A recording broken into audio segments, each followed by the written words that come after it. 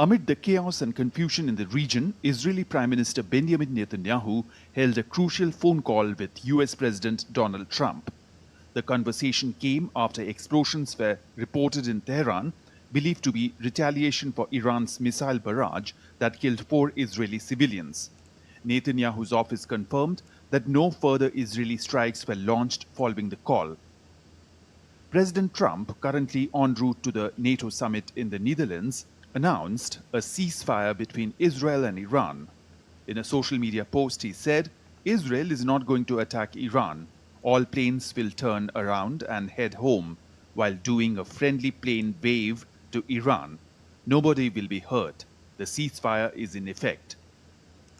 The announcement followed Trump's strong rebuke of both Israel and Iran for violating an earlier ceasefire agreement just hours after it was declared.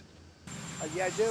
They violated it, but Israel violated it too. Israel, as soon as we made the deal, they came out and they dropped a load of bombs, the likes of which I'd never seen before. The biggest load that we've seen. I'm not happy with Israel. You know, when I say, okay, now you have 12 hours, you don't go out in the first hour and just drop everything you have on them. So I'm not happy with them.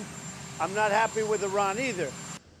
Responding to the U.S. move, Iranian President Masoud Pezeshkian said, Iran will honor the ceasefire but only if Israel adheres to it as well. Speaking to Malaysian Prime Minister, Iranian President said, if the Zionist regime does not violate the ceasefire, Iran will not violate it either. World leaders have welcomed the development, calling the ceasefire a hopeful step towards de-escalation in the Middle East and greater global stability.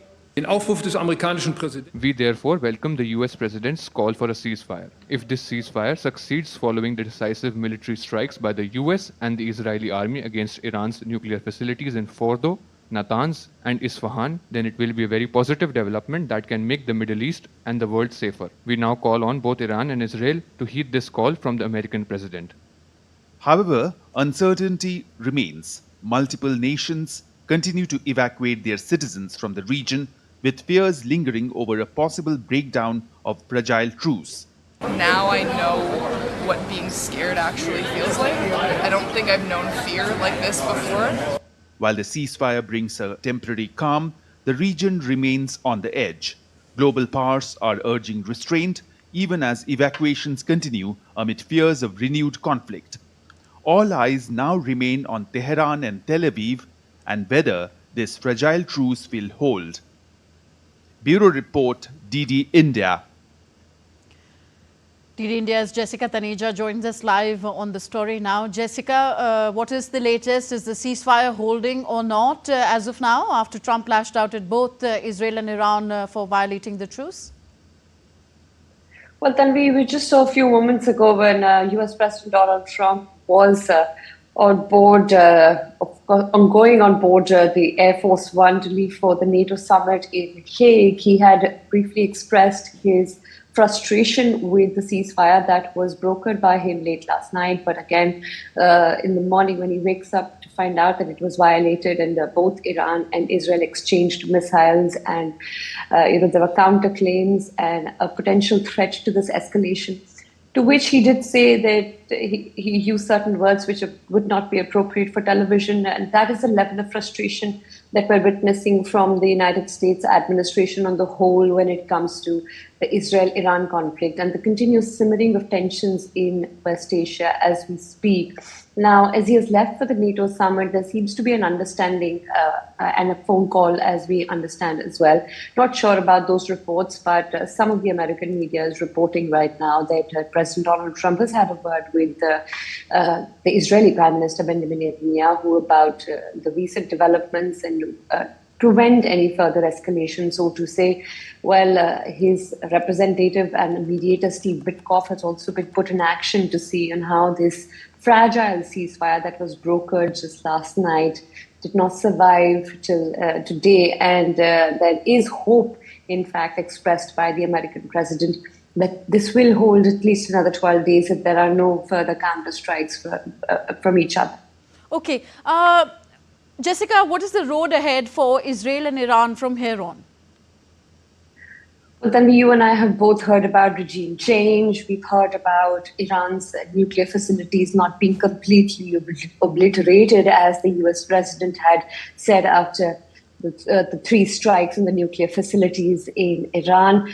But what we can understand and assess from the ongoing situation, we also reported about the evacuation still taking place. There was an attack on an airbase, Al Udeida Air Base, the American base in Qatar yesterday, with prior warning to Qatar. So there was not much that did take place in that region, except just hitting missiles, which were particularly pointless in a sense that they would not have caused any significant damage.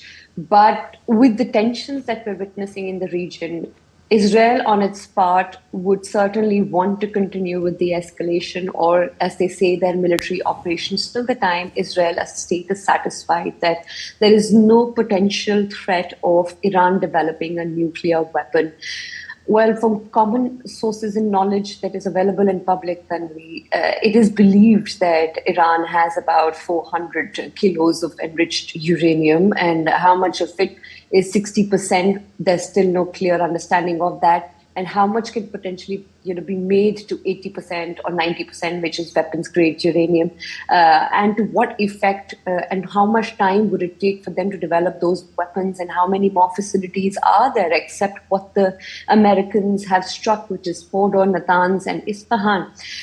Well, there are multiple facilities and multiple sources from the Iranian regime also to suggest that a lot of those centrifuges, as well as that in which uranium was moved much before the American strike. So there's a lot of uncertainty, because this entire conflict rests on the fact whether Iran has nuclear weapons or not. Has it been able to develop it? And if not, then how close is it to developing those nuclear weapons?